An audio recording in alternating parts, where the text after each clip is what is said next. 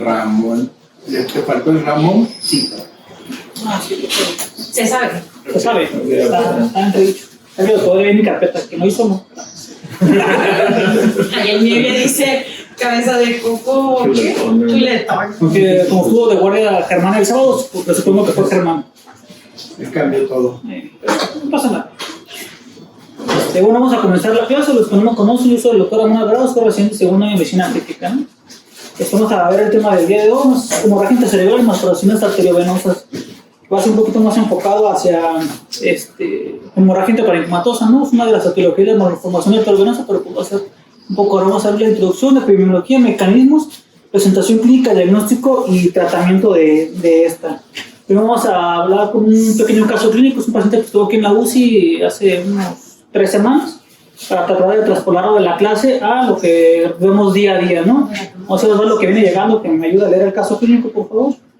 Masculino de 50 años, sintónicos degenerativos, niebla de ingesta crónica de medicamentos, tabaquismo positivo, tabaco de 20. El paciente actual, un día previo a su ingreso, posterior a levantarse, a levantar un boiler con... Así es el expediente. Con cefalea. En 4 ocasiones, posterior deterioro neurológico, acude a su HZ a un lado de 10 puntos. Posterior con mayor deterioro neurológico, por lo que deciden protección de la vía aérea. Se envió a la unidad para valoración por neurología. Bueno, es un paciente que estuvo aquí ingresado hace 3 semanas en la UCI, y es lo que vemos. Justamente está su tomografía inicial, con los 24 horas posterior a que ingresó aquí porque tuvo el inicio del padecimiento actual, ¿no?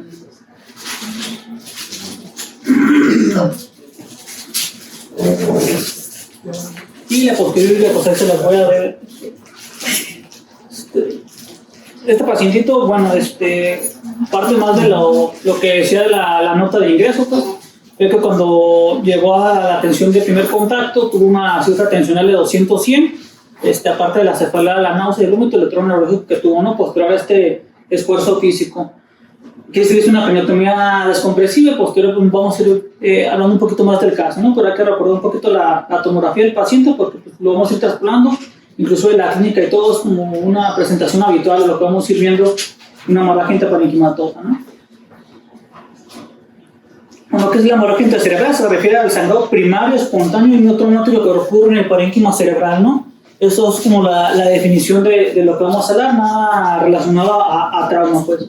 Vamos a ver 3 etiologías principales. La primera va a ser la hipertensiva, la segunda la malformación malformación vascular rota y la tercera una angiopatía amiloide. De estas 3 colas va a ser la principal etiología, va a ser la hipertensiva, segundo la angiopatía amiloide y por último la malformación arteriovenosa. Si bien hay más etiologías de una hemorragia parenquimatosa, ya sea una vasculitis primaria, ya sea una infección, no va a ser lo más común, ¿no? Lo más frecuente va a ser hipertensiva, una angiopatía amiloide y después en tercer lugar una malformación vascular rota, ¿no? Aunque vamos a ver que hay pues muchas etiologías de esta, ¿no?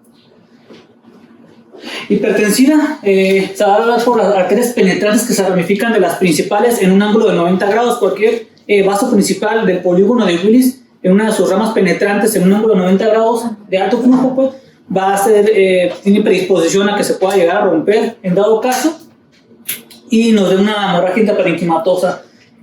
Lo más frecuente va a ser la irrigación de las porciones paramediales del tronco cerebral, diencéfalo, ganglios basales, cápsula interna y línea media de los hemisferios cerebrales, ¿no? Aquí en este esquema del polígono de Willis, ya encerrado en un círculo rojo, les pongo las arterias que más frecuentemente van a presentar una ruptura en una hemorragia parenquimatosa, ¿no? Se fijan en este paciente, la arteria cerebrosa inferior posterior, ¿no? Estaba infratentorial, el sangrado en este paciente se recuerda en la tomografía y pues era cerebelosa, ¿no? Pues es de las arterias más frecuentemente que puede llegar a romperse, ¿no? La arteria perforante basilar, la cerebral media en el segmento M1, la cerebral posterior y la cerebelosa inferior anterior, ¿no? Entonces, si fijan, eso van a ser la circulación, lo que más frecuentemente nos va a alterar, a romperse, ¿no? También se puede dar alteraciones en la arteria de Herbner, que es una rama accesoria, pero va a ser menos frecuente, ¿no? Que también son ramas penetrantes de la circulación que puede llegar a darnos una hemorragia intraparenquimatosa. ¿Por qué es que en la hipertensión arterial nos da estas alteraciones? Se dice que hay una hiperplasia de la íntima y una hialinosis en la pared del vaso. Esto predispone a necrosis focal, se forman microaneurismas, por así decirlo, así es como se describe, que van a formarse microhemorragias cerebrales, que son los marcadores de microencefalopatía propensa a la hemorragia. Entonces, los pacientes hipertensos va a ser el principal factor de riesgo por una hemorragia intraparenquimatosa, ¿no? Esto es lo que se refiere con una vasculopatía penetrante profunda en pacientes con hipertensión arterial crónica, pues se van a formar estas microhemorragias que les comentaba en la diapositiva anterior en estas regiones en tálamo. Son esas hipointensidades que se ven en esta resonancia en tronco encefálico y en cerebelo, ¿no? Entonces, si fijan, pues son las localizaciones más frecuentemente en una hemorragia intraparenquimatosa, ¿no? De etiología hipertensiva. Si se fijan, pues es nuestro paciente que está, ¿no? A lo mejor no está diagnosticado una hipertensión arterial, pero probablemente ya era hipertenso de varios tiempos el paciente y pues se detectó a su ingreso a urgencias una cifra tensional de 200-100, ¿no? Entonces el paciente era hipertenso, ¿no? ¿Y dónde tuvo la hemorragia? En cerebelo, ¿no? Entonces, traspolándolo a lo que vemos en los pacientes que tenemos, pues es lo que estamos viendo aquí como de librito, ¿no? Prácticamente. Entonces, estas van a ser las localizaciones más frecuentes que vamos a tener una hemorragia intraparenquimatosa. Posterior, vamos a pasar a la segunda etiología más frecuente, va a ser la angiopatía amiloide cerebral. Este es un depósito de material congofílico, se refiere a que hay, las zonas son susceptibles al rojo congo, ¿no? A que se tiñan. En los vasos sanguíneos de tamaño pequeño, mediano del cerebro y en las leptomeninges. Aquí la localización va a ser un poquito diferente a comparación de etiología hipertensiva, va a ser principalmente en los hemisferios.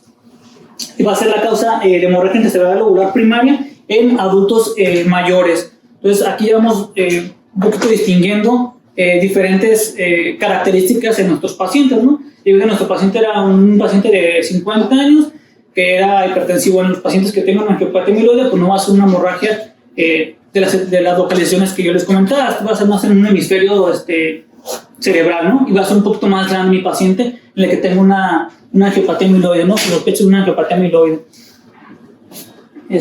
Igual se han hecho estudios tratando de dilucidar el por qué estos pacientes tienen estas alteraciones, ¿no? Entonces, igual estos pacientes tienen en esas localizaciones de estas resonancias, esas hipointensidades, ese A, lo que se alcanza a ver, la predisposición esas, en la angiopatía amiloide, ¿no? Que son pacientes que están predispuestos y son localizaciones diferentes, pues. Igual van a tener microhemorragias por diferentes localizaciones y sé que es por diferente etiología. Aquí hay depósitos de apolipoproteínas E2, E4, ¿no? Que es lo que va a predisponer que se depositen en el vaso sanguíneo y se pueda llegar a una ruptura, predisponga a una ruptura del vaso sanguíneo. Pasando un poquito de las malformaciones arteriovenosas, pues la malformación arteriovenosa, que es la conexión de presión arterial de alto flujo a la circulación venosa sin una red capilar intermediaria, ¿no? Que es lo que vemos aquí en esta imagen. No hay ninguna red, una red capilar que conecte, simplemente está conectado uno de alto flujo a uno de bajo flujo, ¿no? Esa es la malformación arteriovenosa. Y también puede ser por malformaciones cavernosas, que son malformaciones vasculares de flujo lento compuestas por capilares de paredes delgadas, ¿no? Realmente aquí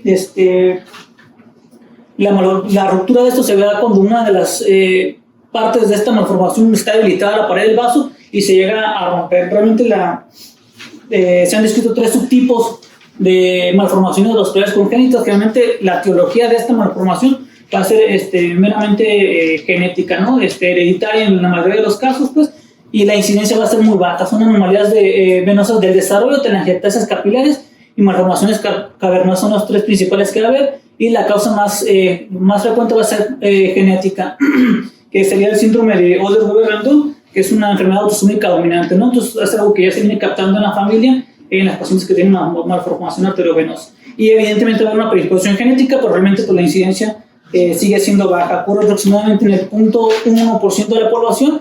El 90% van a ser supratentoriales y se presentan entre los 10 y 40 años. Con un pico, el primer pico va a ser en la infancia, el segundo de los 30 a los 50 años. Y nos van a dar hemorragia intraparenquimatosa en el 40-60% de los pacientes, y un 10-30% nos van a dar convulsiones. Esto es importante para hacer para el tratamiento. En cuanto al diagnóstico de malformación arteriovenosa, pues uno, ya lo comentamos, ¿no? Va a ser el paciente que ya tenga ese historial clínico de malformaciones arteriovenosas en la familia, que tienen hemorragias intraparenquimatosas a edad jóvenes, puede ser picos de edades. y generalmente van a ser incidentales. El paciente que sí hizo una ecografía, pues se le encontró ahí de manera pues incidental la malformación, ¿no? En cuanto al tratamiento, realmente no hay mucho. En cuanto al tratamiento, se utiliza mucho esta clasificación de Spectros-Martin para dar tratamiento, si se da tratamiento conservador o si se da tratamiento invasivo, ¿no? Aquí lo importante es ver el tamaño de la malformación arteriovenosa, es el que nos va a dar el principal pauta para el tratamiento. Cada uno te da el tamaño 0,3 de 3.1 a 6 y mayor de 6 centímetros, y nos va dando un grado, la ubicación. Área de exterior no lo cuento, área de exterior lo cuento. Se refiere a que si la localización va a dar alguna alteración en el habla del paciente, en la marcha del paciente, ¿no? A lo mejor no es común esas localizaciones y se le da solo punto.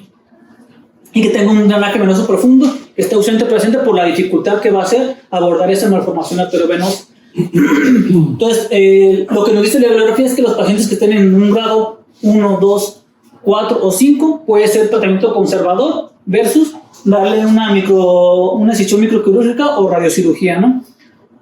Con un riesgo de complicaciones de hasta un 10% en estos pacientes. Entonces, se han hecho estudios comparando hacer el abordaje de radiocirugía o microcirugía o la decisión de esta malformación arteriovenosa versus tratamiento conservador, y pues gana el tratamiento conservador, a menos que el paciente tenga una crisis convulsiva de difícil control asociada a la malformación, que sean de mayor tamaño, por ejemplo, de 6 centímetros, entonces se debe considerar la intervención quirúrgica. De ahí se da tratamiento conservador, solamente vigilancia, ¿no?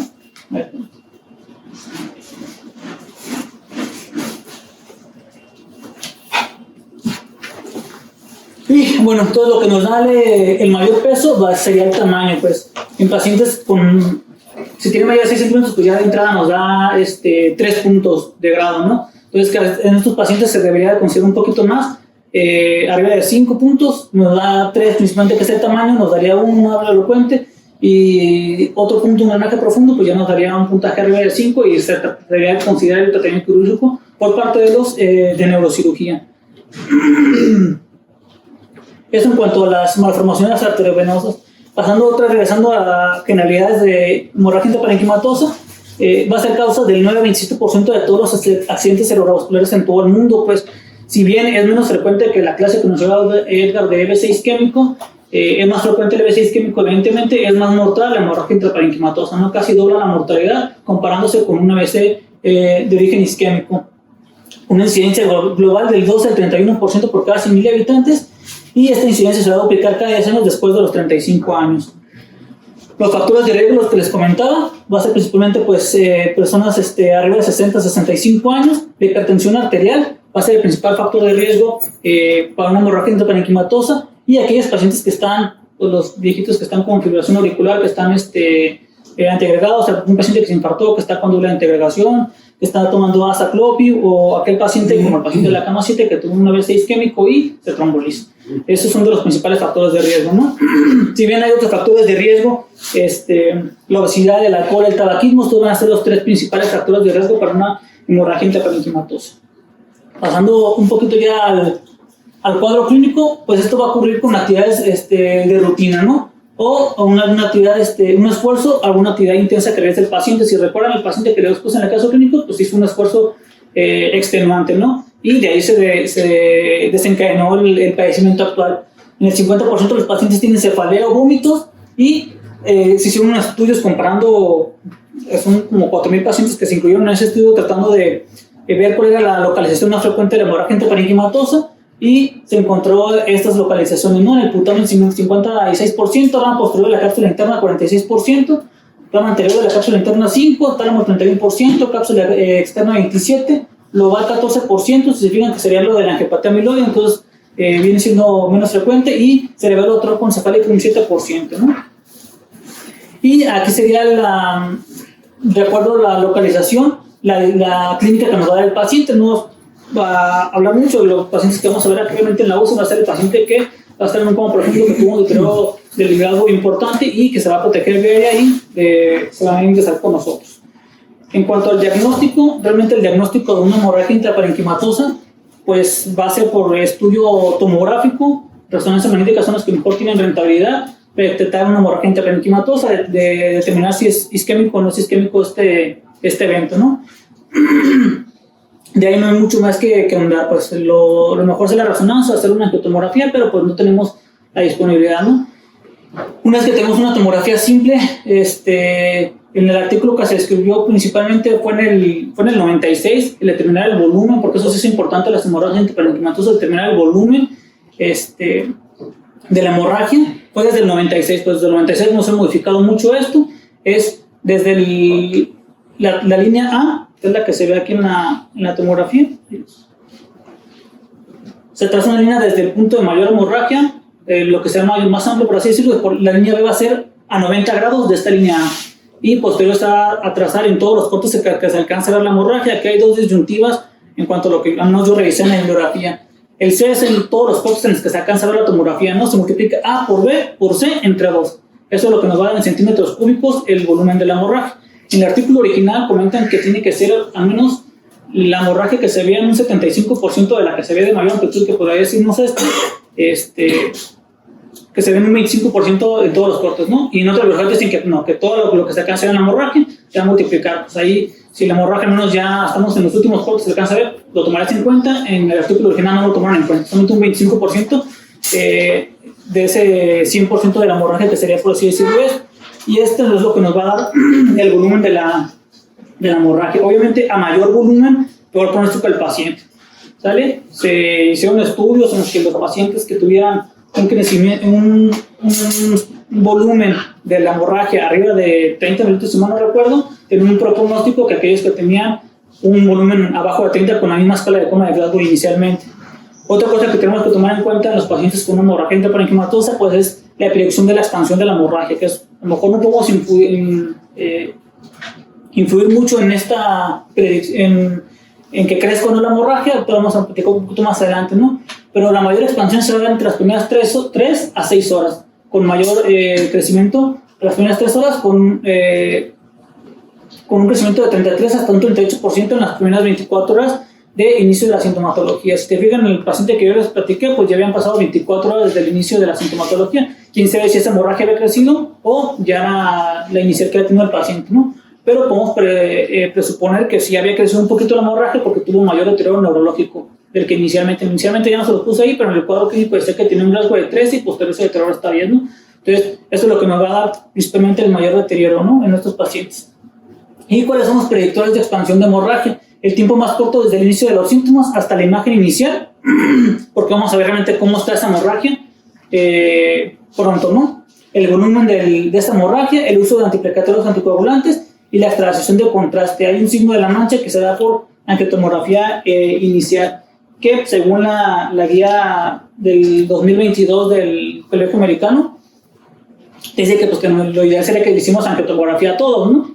Inicialmente, pues inclusive. Entonces, una angiotomografía es lo que se ve aquí en estas flechitas señaladas, ¿no? Esta es la tomografía inicial en la que se ve un punto, pues, menor, con una edema perilesional en cuanto a la hemorragia, y posterior a las 24 horas, como a las 2 horas más o menos, se ve un poquito mayor de crecimiento de ese puntito, ¿no? Que se ve acá un poco más pequeño, y este es el mismo paciente a las 24 horas que inició con la sintomatología. Entonces, la hemorragia, si lo comparamos de la A, que es la inicial, a la D, que es posterior a 24 horas, pues la hemorragia incrementó bastante, ¿no? Eso es lo que nos va a dar mayor mortalidad en este tipo de pacientes. Pero aquí la pregunta es, yo nunca tengo contraste, ¿no? ¿O qué pacientes nos van a hacer tomografías contrastadas? Solamente porque sospechemos que, o la guía dice que tiene que ser, en el primer mundo sería lo ideal, ¿no? Pero pues tenemos que traspolarlo a lo que tenemos en nuestra realidad, pues no nos van a hacer una angiotomografía a todos los pacientes que tengan un EBC, ¿no? A menos de manera inicial. Hicieron estos estudios, es una revisión sistemática del 1 de enero del 70 hasta el 31 de diciembre del 2015, ¿no? Tratando de incluir, pues, fueron como 4.191 pacientes que tuvieron una hemorragia intraparenquimatosa y trataban de elucidar cuáles son los signos que no tienen, o que nos van a predecir crecimiento de la hemorragia sin necesidad de hacer una angiotomografía, ¿no? Una tomografía simple, que es lo que tenemos nosotros de manera inicial, y esos son los que mejor sensibilidad y especificidad se encontró, ¿no? Que tenga una hemorragia de manera inicial, que sea irregular, ¿no? Si mal no recuerdo, nuestro paciente sí estaba irregular, ¿no? Un poquito ahí intratentorial, que sea irregular la hemorragia, en este llamado signo de la isla. ¿A qué se refiere el signo de Lela? Que tiene diferentes densidades, mayor de 3 hiperdensidades en la tomografía, ¿no? Una hipodensidad dentro del hematoma, que es lo que veremos aquí, una densidad heterogénea dentro del hematoma, el signo del agujero negro, que es esta hipodensidad que se alcanza a ver dentro del hematoma, que tenga mayor de 28 unidades Confis de diferencia comparada con las unidades Confis dentro del hematoma. Un signo del remolino, una región hipodensa dentro del hematoma, se parece mucho a la densidad heterogénea, más que la densidad heterogénea tiene que estar mayor de 3 regiones, ¿no? Y un signo de la mezcla, ¿no? Y aquí también tiene que haber diferencias en las densidades, a menos del hematoma, con esta hipodensidad que se alcanza a ver, que sea de mayor a 18 unidades Confis para considerarlo como signo de la mezcla, ¿no? Si nuestro paciente tiene esto, pues presuponemos que va a haber crecimiento de esta hemorragia en las próximas 24 horas, ¿no? Inicialmente de las tasas de 6 horas y posterior a las 24 horas mayor crecimiento. En cuanto al tratamiento, pues realmente se han hecho muchos estudios tratando de disminuir la expansión de la hemorragia, si tienen extensión intraventricular al paciente, qué es lo que va a hacer si tiene extensión intraventricular el sangrado. Pues realmente no ha concluido mucho los estudios, al menos recientemente. Si nuestro paciente estaba tomando, bueno, pues que se trombolizó, que está tomando algún anticoagulante, algún antiagregante plaquetario, pues es darle la anticoagulación inversa específica de la gente. O sea, con warfarina se puede dar concentrados de 4 fractores de vitamina K intravenosa, si está tomando dabigatran y dalicizumab específicos, ¿no? Inhibidores del factor 10A, pixaban, edoxaban, rivaroxaban, que a lo mejor lo que más tenemos aquí en nosotros sería el rivaroxaban, que es lo que puede llegar a tomar un paciente. Igual son los concentrados de 4 factores, ¿no? ¿Cuáles son los factores que tienen? 2, 7, 9 y 10. Son los factores que tienen estos concentrados. Heparina fraccionada, sulfato de protamina, heparina de bajo peso molecular, se puede dar andexanet, alfa o sulfato de protamina, ¿no? Que es lo que tenemos. Igual la guía del año pasado que se publicó por la AJA, si nuestro paciente está anticoagulado con antagonista de vitamina K, se dice, te da estas opciones, ¿no? A, B, C, D. Si se fijan, ¿por qué es lo que vamos a tener nosotros? Pues las opciones, la última opción, ¿no? Porque no tenemos los concentrados, el complejo de protamina de 4 factores, que es lo que les comentaba. Si no se tiene si se tiene un complejo de 3 factores, tampoco lo tenemos nosotros, al menos yo no he visto en las unidades que se tengan estos complejos. Y si no está disponible A y B, pues administrar plasma fresco congelado 2 unidades con una meta de INR, ¿no? Que es lo que te comenta la guía que se tiene que hacer de manera inicial.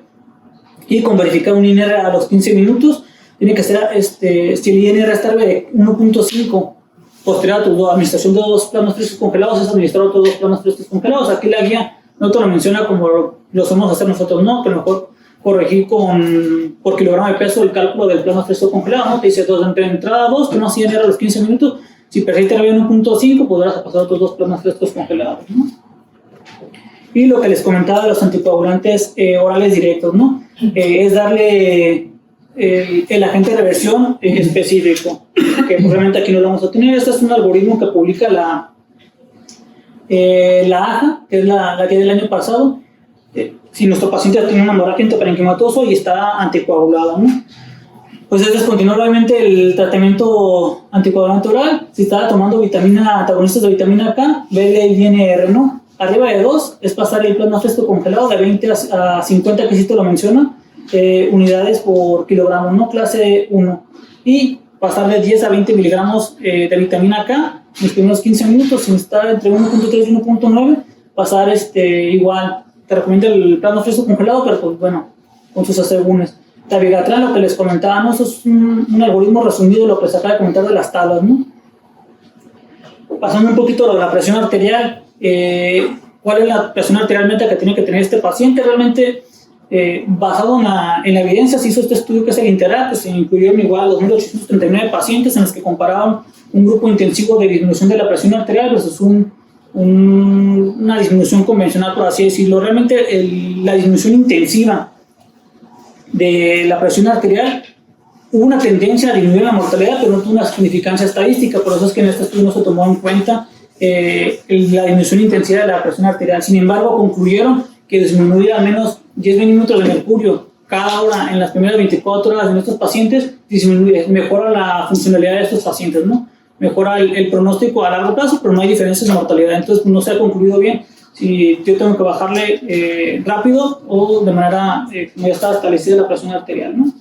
El manejo de la presión intracraneal, si es una hemorragia cerebelosa mayor a 3 centímetros de diámetro o asociada con deterioro neurológico agudo, compresión del tronco encefálico o hidrocefalia debido a la obstrucción ventricular. El paciente que les puse en el ejemplo, ¿no? El intratemporal era cerebeloso y era mayor de 3 centímetros de hemorragia. Este paciente pues, se debía pasar a craniotomía descompresiva, que fue lo que se le hizo, ¿no?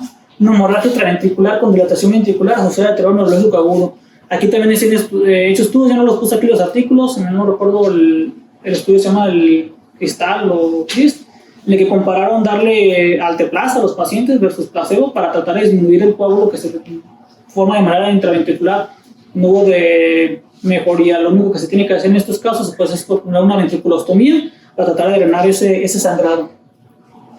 Y una hemorragia supratentorial hemisférica asociada a deterioro neurológico que igual tiene esa indicación de pasar a craniotomía descompresiva.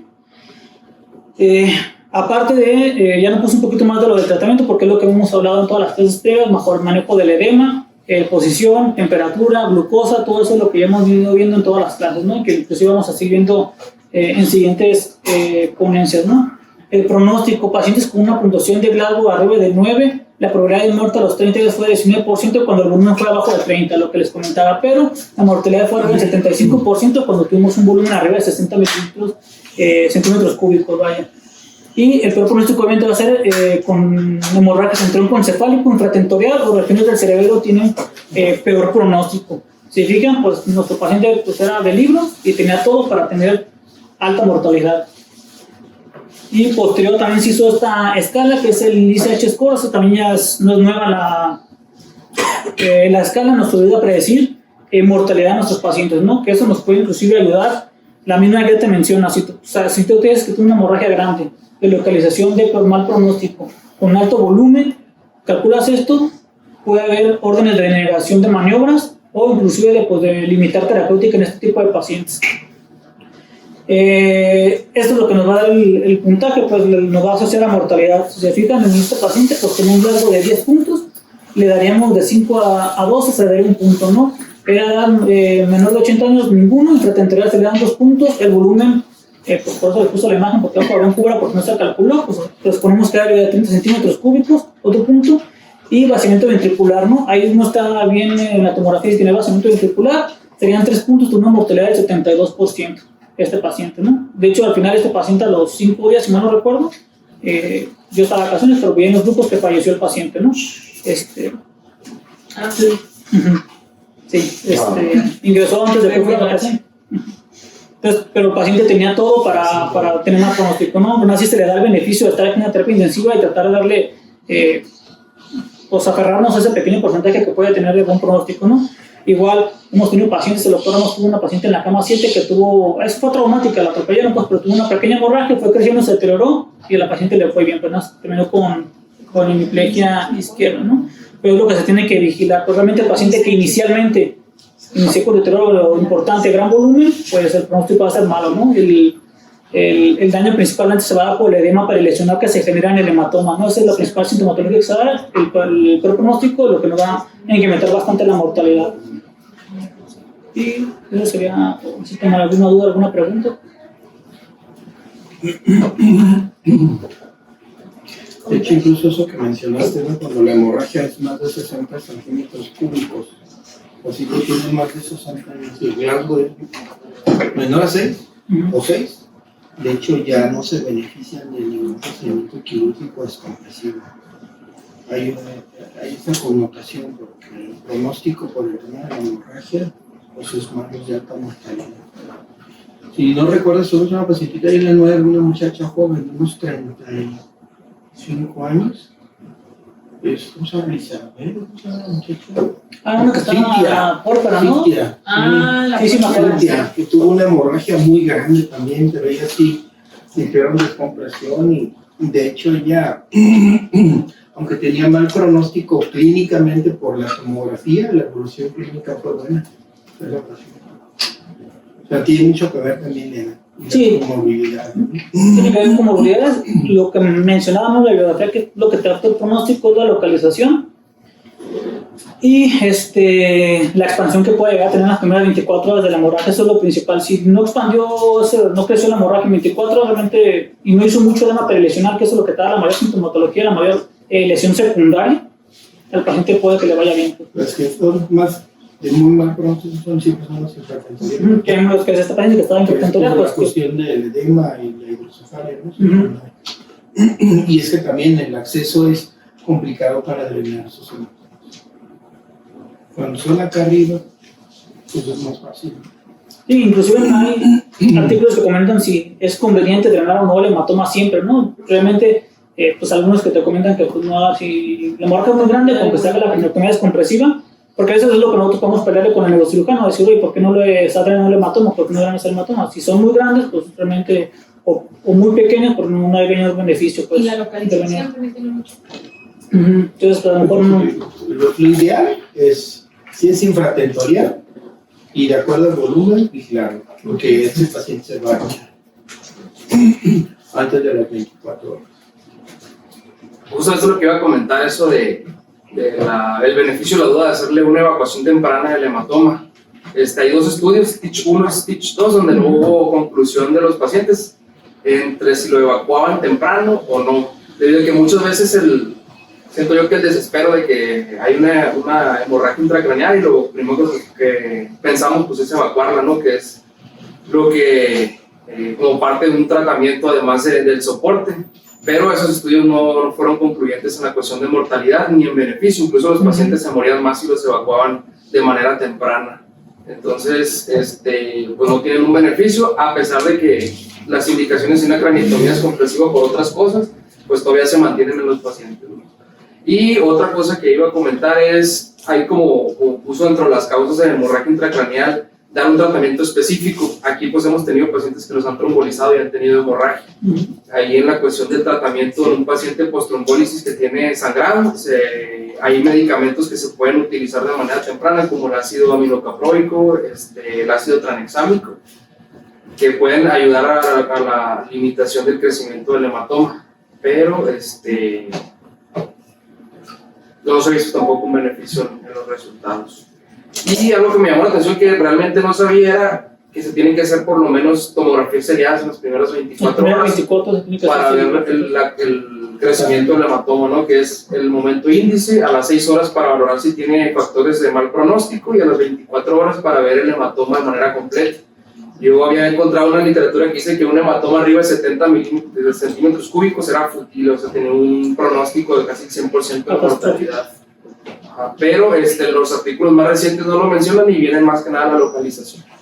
Sí, lo que manejo como pero es la localización primeramente intratemporal, lo que lo comentamos. De hecho, hay una revisión publicada en octubre del año pasado del New England, que te habla del Stitch 1, del Stitch 2, de la Touch 1 a Touch 2, que habla también del Interact 2, que es lo que les puse pero pues obviamente pareciera que no se ha avanzado mucho, pero se ha avanzado porque menos pues hemos encontrado muchas cosas que ya no se encuentran beneficio, cosas no se deberían de hacer, pues aunque pareciera que pues a todos hay que sedarlos, darle manejo antiedema, control, posición, glucosa, temperatura, manejos del edema, pues, pero sí se han hecho muchos estudios tratando de encontrar algo, pues no se ha encontrado todavía nada que encuentre oportuno mayor beneficio en estos pacientes, ¿no? En estos pacientes, pues. Luego también está el estudio del Rescue, ¿no? Rescue es de intervención quirúrgica. Sí, para la craniectomía que teóricamente te dice que si no lo operas al paciente, tienes mayor incremento de mortalidad, pero en tu escala pronóstica de Glasgow, a los 6 meses vas a tener una mejoría clínica versus un paciente que operas en las primeras 72 horas, ahí limitas la mortalidad o incrementas las lesiones neurológicas. O sea que tampoco es concluyente porque dices, pues bueno, lo operas temprano y que así ¿cómo va a estar? No lo operas, se te va a morir y no se te murió, teóricamente tiene mejor recuperación. Entonces así como que son variabilidades.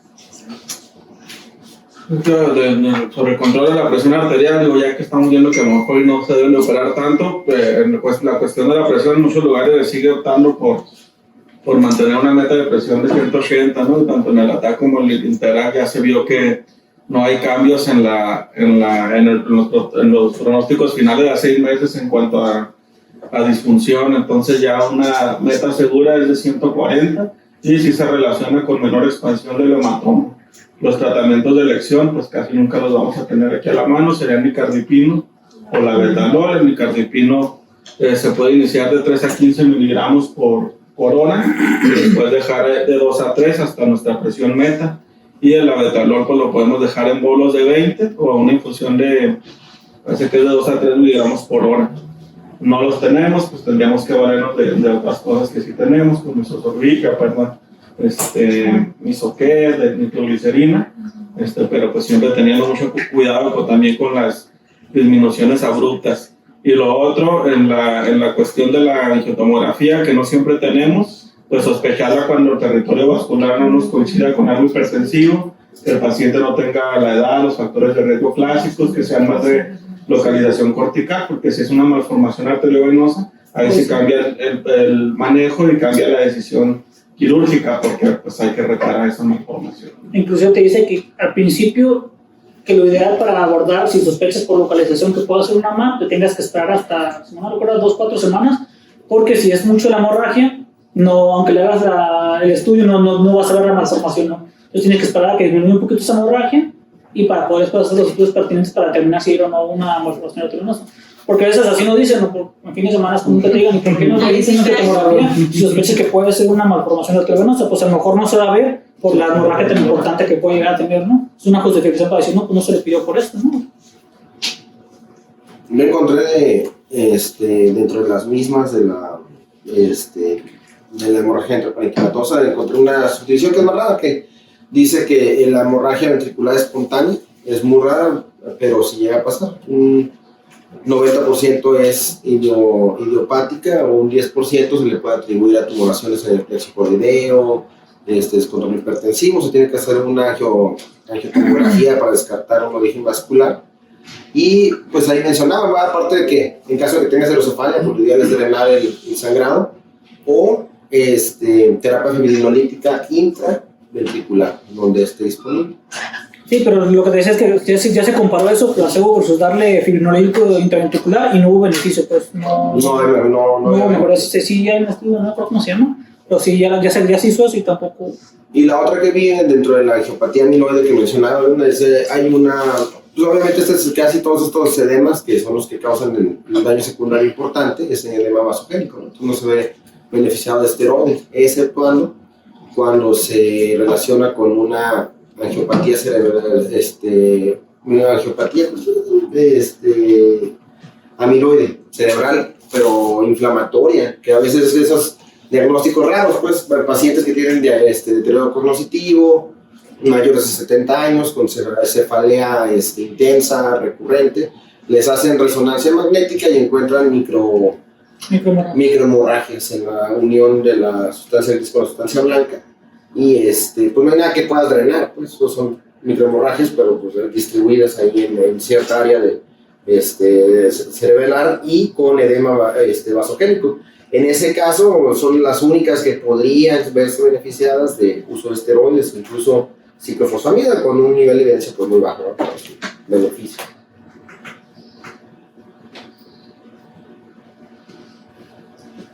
Yo una pregunta, nada más. Por ejemplo, en estos pacientes que ya nos tocan aquí en la terapia, ¿cuándo sería lo ideal para iniciar la tromboprofilaxis?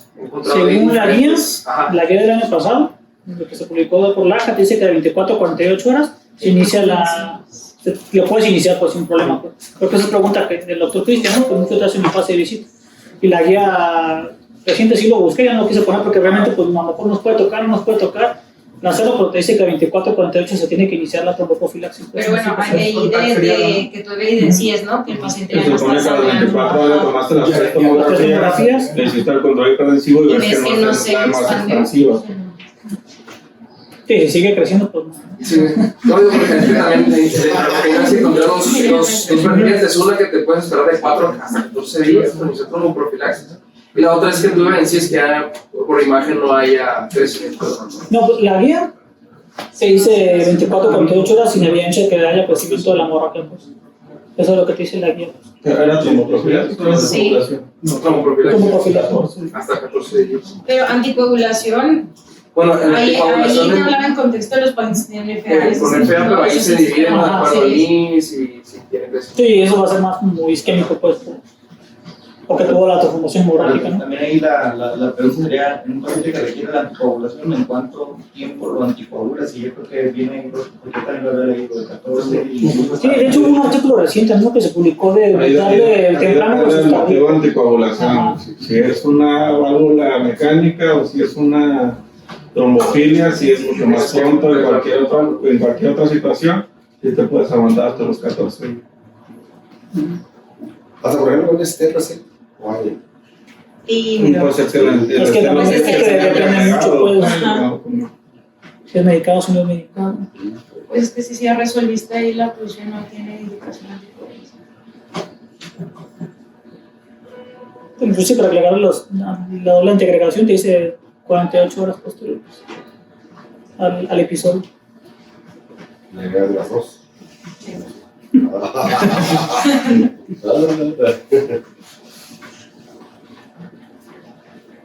Y depende de quién, ¿no? Porque, por ejemplo, no sé si se acuerdan, hace un mes, 2 meses tal vez, un paciente de cardio que pasaron una valvulopatía, que hizo una hemorragia cerebral, los cardios le surgía que se iniciara la anticoagulación. A pesar de que tenía la hemorragia, ellos querían que tuviera anticoagulante. Siempre las válvulas siempre trombó. Ajá, pero en teoría ese paciente no lo necesitamos, pero ya después necesitó.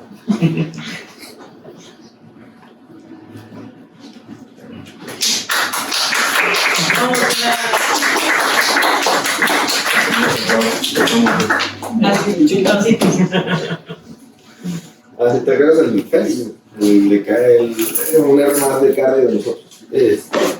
No, que cómo. Cristian. No, así que le yo. ¿Cuál es de Cristian? Se te puede fregar el no, pues el vuelo y el cerebro, pero se te frega el corazón, pues. 13 y 14. Pues es el eterno debate de los cirujanos. ¿Qué es más importante, el cerebro? Corazón. El corazón. Corazón, siempre. Exacto. Puedes vivir sin cerebro, pero sin corazón. ¿Y si te declaran muerto cerebral? Oye, pero estás vivo.